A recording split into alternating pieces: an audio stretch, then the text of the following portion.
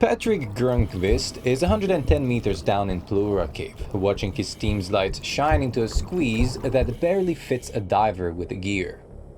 There are 5 elite Finnish cave divers attempting a river to dry cave traverse on rebreathers, over a kilometer underwater through one of Europe's deepest cave systems. Cold water, extreme depth, everything planned. At the choke point, his diving buddy starts pulling his kit off to fit through, only to stop moving halfway through. Patrick has one problem immediately. If he pushes forward to help, he could block the route and trap the others behind him. But if he backs off, he's leaving a man alone at that depth. He tries to help, but it costs him hours he doesn't have, and he's not the only one who's going to pay for it. Plura Cave is one of the deepest underwater cave systems in Northern Europe. The water rarely climbs above 7 degrees Celsius, even in summer. In February, when these divers entered, it was closer to 2 degrees. Entry requires carving a hole through ice on the Plura River. The exit is on the other side of the mountain, a dry cave called Steinuglaflaget. Between those 2 points, over a kilometer underwater. Extremely narrow passages, water pressure that increases with every meter of descent. The divers who attempt this route use closed-circuit rebreathers, equipment that recycles breathing gas for extended bottom time, and underwater scooters to cover distance. They plan for 5 hours of diving with multiple decompression stops on the ascent. Those stops are mandatory. Skip them, and the nitrogen dissolved in your body forms bubbles. Bubbles in your joints, your spine, your brain. Decompression sickness can leave you paralyzed or dead. That's the math these divers are working with. Every minute at depth adds hours to the ascent, and they're planning to go 132 meters down. The route from the Plura River to Steinuglaflaget was only discovered in 2013. When those 5 Finnish divers arrived on February 6, 2014, the route had only been open for months. They were elite, but no one had done this traverse enough times to know what it would demand.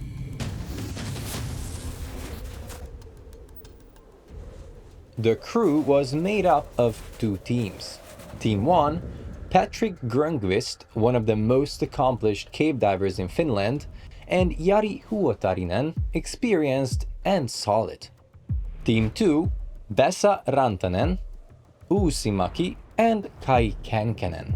Uusimäki's first name was also Jari, a coincidence that would matter later. All 5 had completed difficult dives and understood the risks. But the route was still new, discovered only months earlier, and almost no one had completed the full traverse. The plan was straightforward. Team 1 goes in first. 2 hours later, once Team 1 is past the deepest section and starting their decompression stops, Team 2 follows. They carved a triangle-shaped hole in the ice using a chainsaw. Team 1 climbed into the water. Patrick led. Jari Huotarinen followed, down through passages toward a maximum depth of 132 meters. But they wouldn't make it that deep.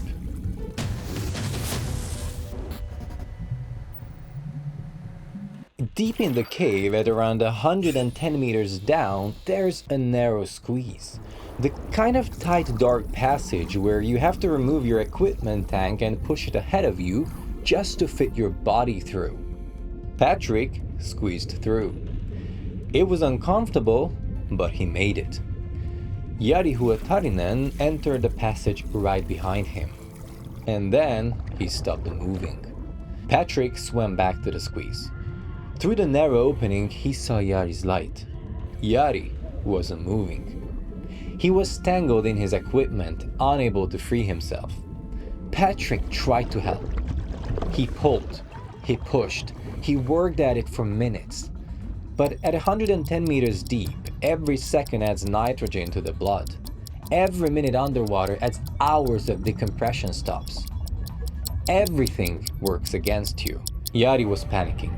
You could tell by his movements. In a final attempt to escape, Yari tried to switch to a backup regulator, but he was disoriented. He inhaled water. He struggled. His movements slowed. And then he stopped. Patrick watched his friend die in front of him, tangled in a passage 110 meters beneath the surface with no chance of escape and no chance of rescue. The only way out for Patrick was forward and up, but his mandatory decompression stops had now ballooned to many hours, all because he spent so long trying to save his friend. Patrick ascended. He had no choice.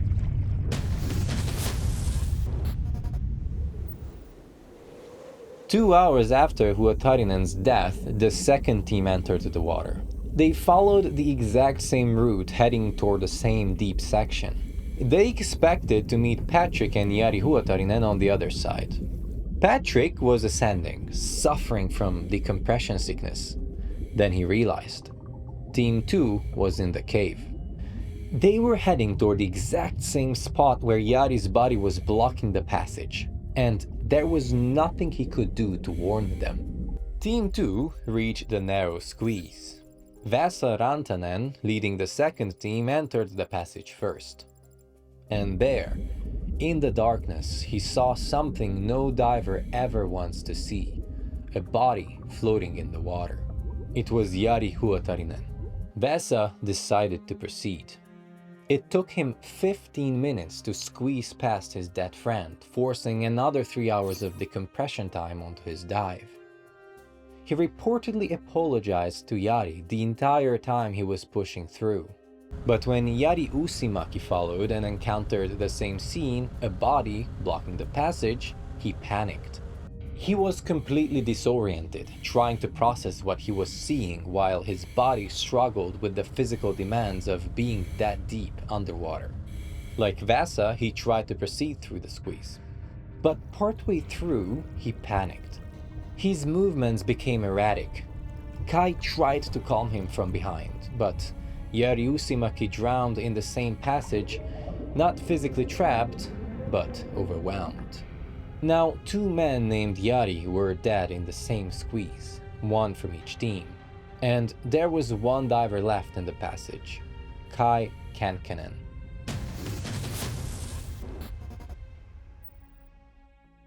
Kai was 46 years old, experienced. He saw what happened to both Yaris, their bodies still trapped in the squeeze ahead of him. He understood the choice in front of him. Squeeze through past two bodies and almost certainly die, or turn back and attempt a solo ascent that could take most of the day. Imagine you're 110 meters down. Two friends are dead in the passage ahead of you. The only way forward is through their bodies. The only way back is hours of ascending alone through freezing water while decompression sickness attacks your joints. What do? Kai turned back. He ascended alone for hours and hours and hours. Every breath felt like glass. Every meter upward added minutes to his required decompression stops. His joints screamed as nitrogen bubbles formed in his blood. Finally, after many hours underwater, he reached the exit point, the hole they had carved through the ice when they entered. But the surface ice had refrozen while he was diving. After everything, there was still a wall of ice between him and air. After ascending for what felt like forever, with his body failing, he had to physically break through ice from underneath to pull himself out, the only one to make the ascent back.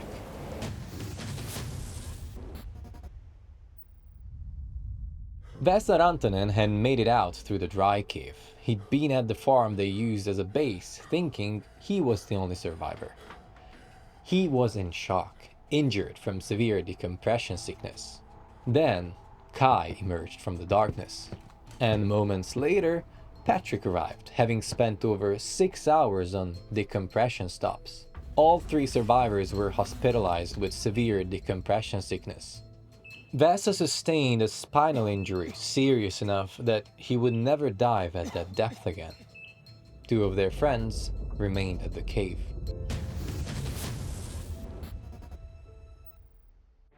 The survivors faced two completely conflicting ideas of what responsible meant. The officials said no more lives lost. The cave is too dangerous. Leave the bodies where they are. But the survivors knew exactly where their friends were. They knew no one else was coming. And they knew what it would mean to the families to never have closure. They organized a private recovery mission, planned and founded in secret. They assembled a hand-picked team of Finnish and Norwegian divers who knew the cave and trusted each other. They prepared everything the first dive had lacked: special equipment, staged cylinders, detailed decompression plans, emergency backups, coordination with local authorities. The dive itself took multiple attempts. On the first try, visibility in the squeeze had deteriorated so badly that the lead diver had to turn back. For a moment it looked like the cave would keep them after all. Vesa Rantanen, left with severe spinal injury from decompression sickness, never able to dive at that depth again, coordinated the mission from the surface. The man who lost the most went back anyway.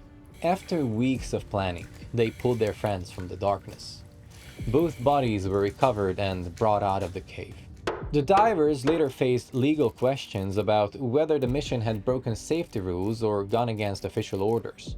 But they also received formal recognition for bravery in Norway and Finland. More importantly to them, their friends' families no longer had to wonder where they were. There was closure, if nothing else. The Plura Cave is still there today. Divers still explore it. But few, if any, have attempted the river to dry cave traverse since. The officials said leave them. The families said please. Would you organize a recovery mission that authorities said was impossible after almost dying yourself? We can't answer that for you. But the survivors did, and they brought their friends home.